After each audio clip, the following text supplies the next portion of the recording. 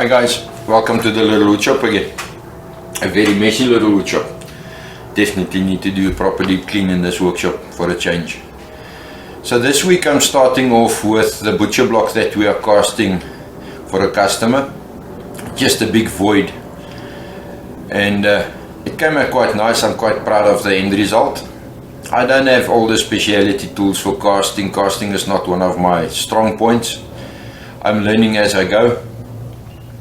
So I know there's a few guys like Bourbon Moth and Catch Moses that hates casting, but sometimes that's all you can do with a specific type of wood to fill those voids. So in this case I cast it in layers of 10 millimeters to avoid overheating, because the type of resin we are using from AMT Composites, you can't do a deep cast.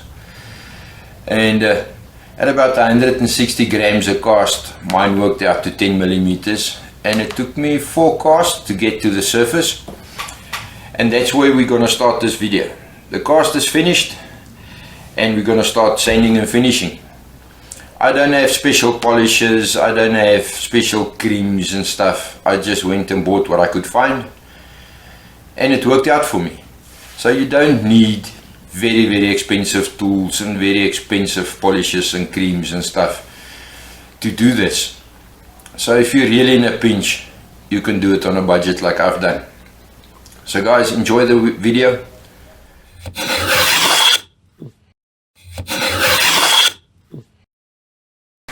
That's now the casting.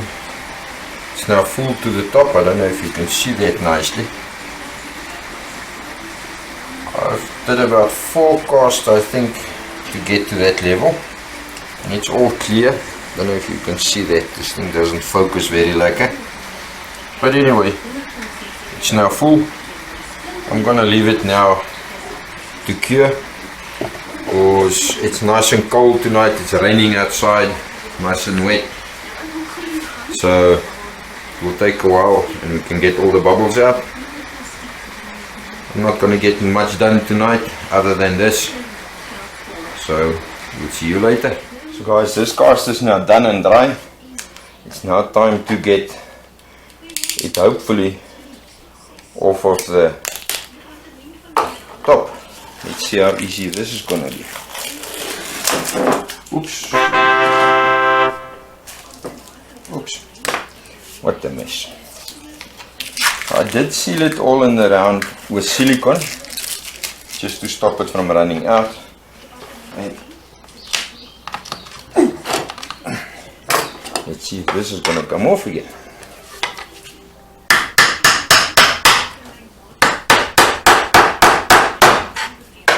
Not that easy.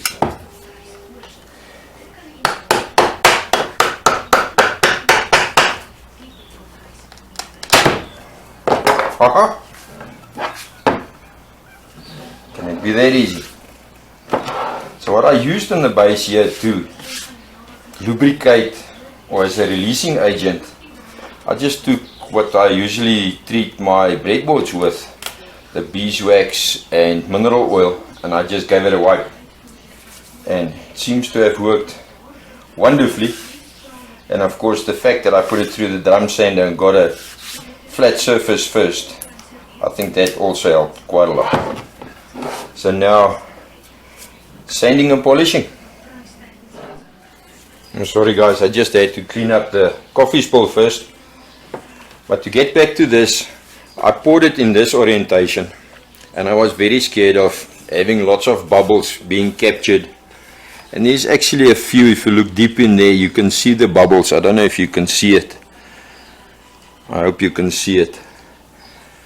But I think once this is polished, we'll make an assessment and see how we feel about that. But I think the cast actually came out quite nicely.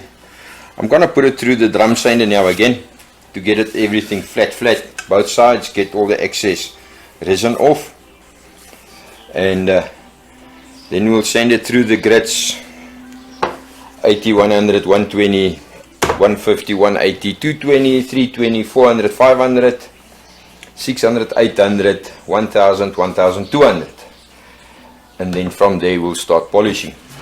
Well, that's the plan anyway. I'm not very familiar with polishing resin, but I think we're gonna make this work. This I'm just gonna sand a nice radius onto it, and this one the customer doesn't want me to fill that. I would have loved to fill that as well, the same with the clear resin, but I think this is the top and this is the way they're going to use it, so I didn't fill that because they asked me not to. But personally, if it was me, I would have filled it. So now it's loads of sanding, loads of polishing. So what I've done now is I've put it through the drum sander again, just to get everything smooth. And then I started sanding, not on this side. I started sanding with 80, 100, 120, 150, 180, 220, 320, 400, 600, 800, 1000, 1200. And that's where I am at the moment. So I hope you can see this nicely. Definitely needs more sanding. I need to get some 2000 and 2500 sandpaper before I start polishing. But so far I'm very happy with the results.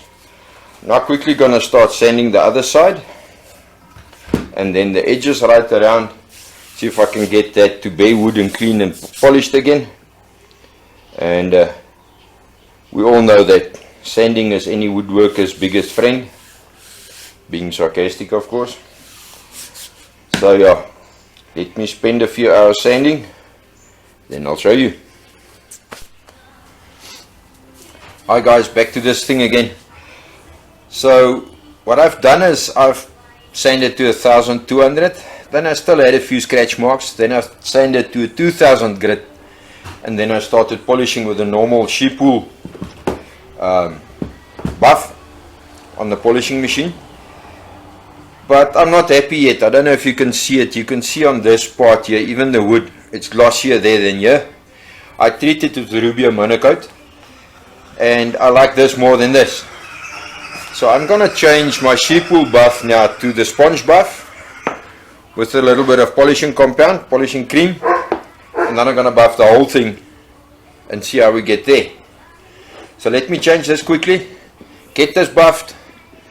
Let's see if I get a better result.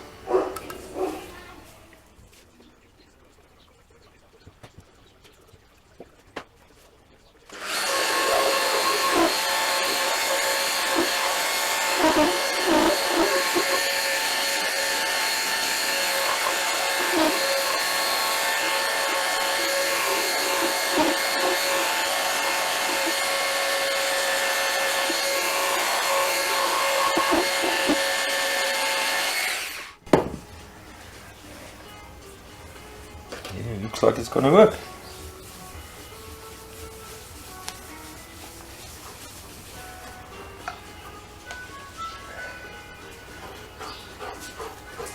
That looks much better. So guys, that's now polished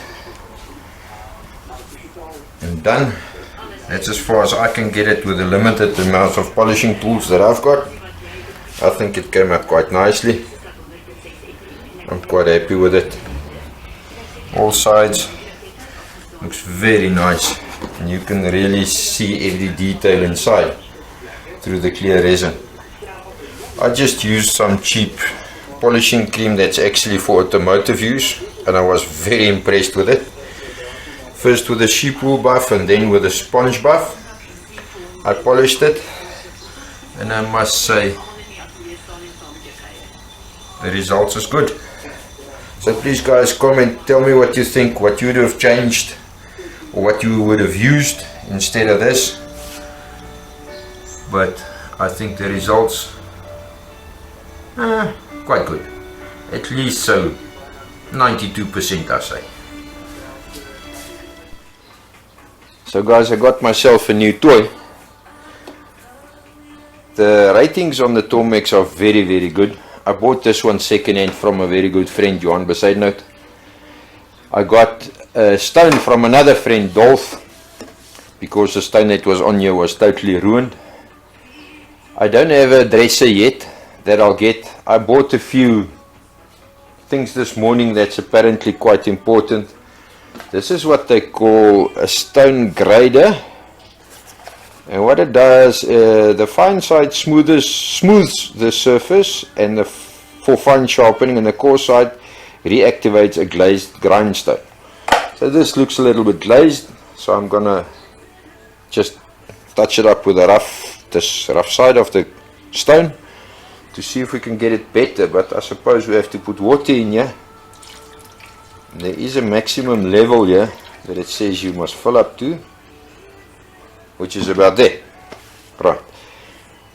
So if I do something wrong, guys, please tell me. This is for me a learning curve. I don't know how this works.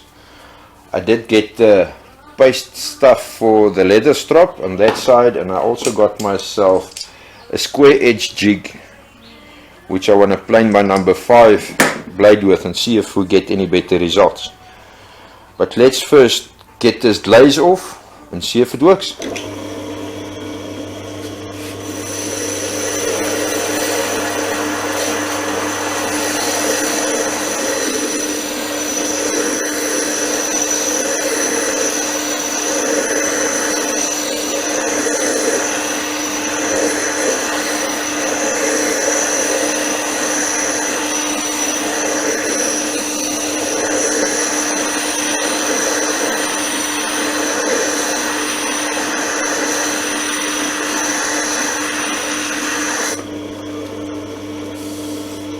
Then I suppose we must take the fine side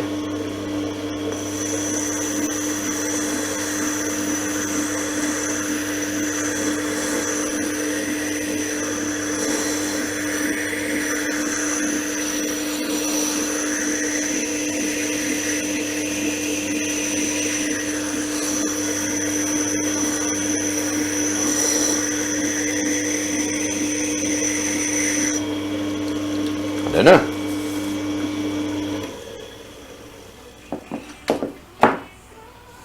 Looks better.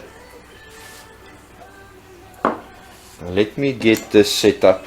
I'm just going to show you how my plane works now, and then we test it once we finished how it works then. So at the moment I don't think my plane, this is just a piece of cedar wood that I've got off cut. I don't think it's too blunt at the moment, so it's really not too bad at the moment. Get nice-ish shavings off of it. Let's see if we can make it better.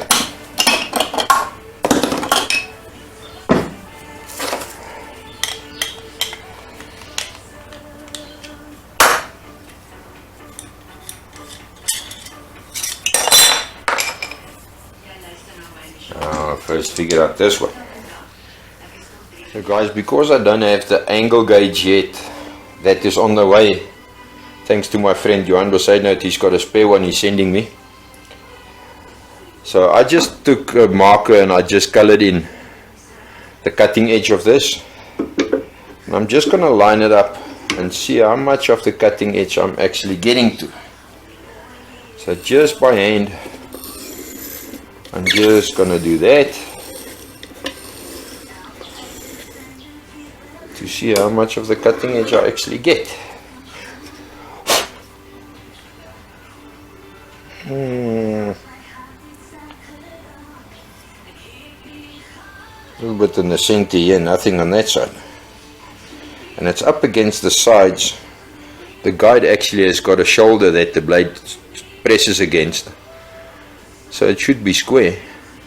So I suppose when I did it by hand it wasn't square. So I'm gonna now do it the way it is now for the first bevel, and then we'll see the second bevel.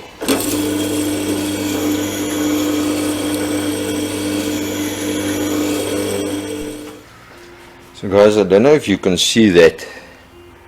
I hope you can see that now. I get first 2/3 of the blade I get nice and clean on the stone, but the last edge I don't get. So I'm just going to keep on grinding until I got a surface right through.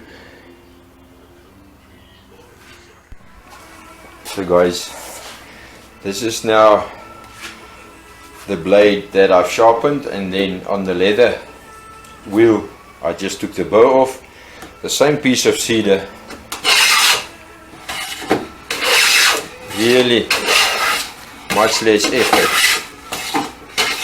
to take something off of it. You can really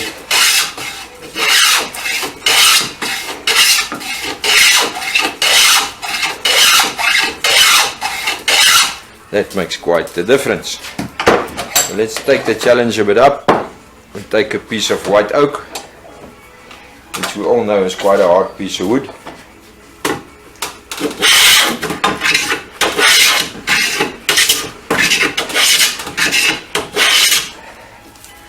That's not bad. Let's see if we can make some long shavings. Take a piece of pine.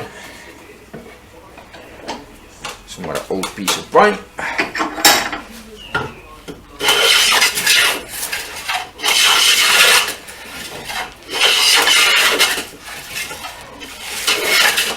That really makes a difference.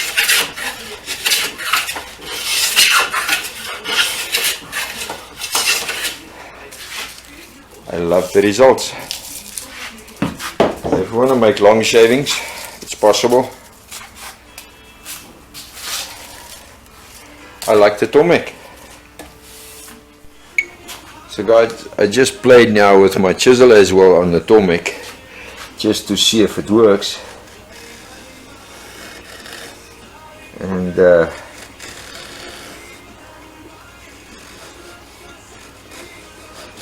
yes, it seems to me, for the first time in my life, I can get a chisel as sharp as I want it.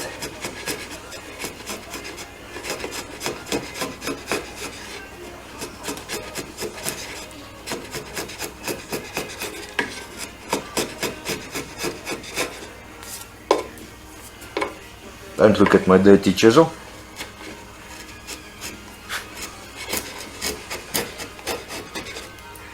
Now this, the old paper test, nobody cuts paper in woodwork, but yes, it works. It cuts paper. What we want to know is, does it actually cut wood? And yes guys, it does actually.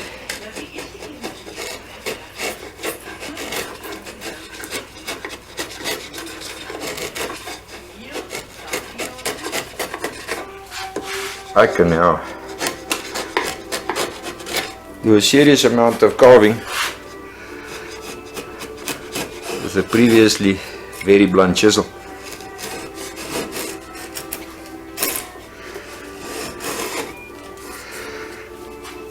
So guys, I'm still gonna keep on playing with this. This is very, very nice.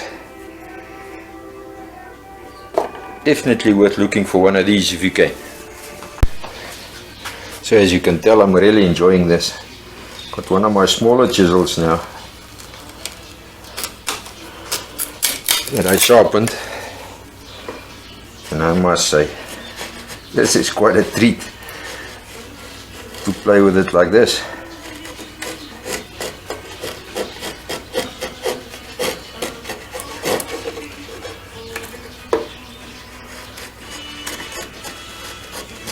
So I've put now a piece of white oak in here, just to show you how sharp this thing can be.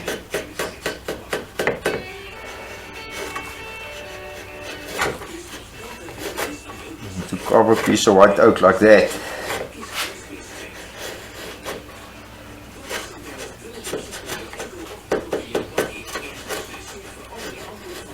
not too shabby. Okay guys, the fireman's axe, that is also now done. My friend Koenraad has helped me with the leather work. We just took some 9mm ply, covered it with real leather, and then I lasered the inscriptions on it. And then our friend Nicoline, that's got a bigger laser than me, made the little badge that's on it. Then under the head we've put a very strong magnet to hold it, just to help with the leather strips there and there. And comment, tell me what you think about our mounted fireman's axe.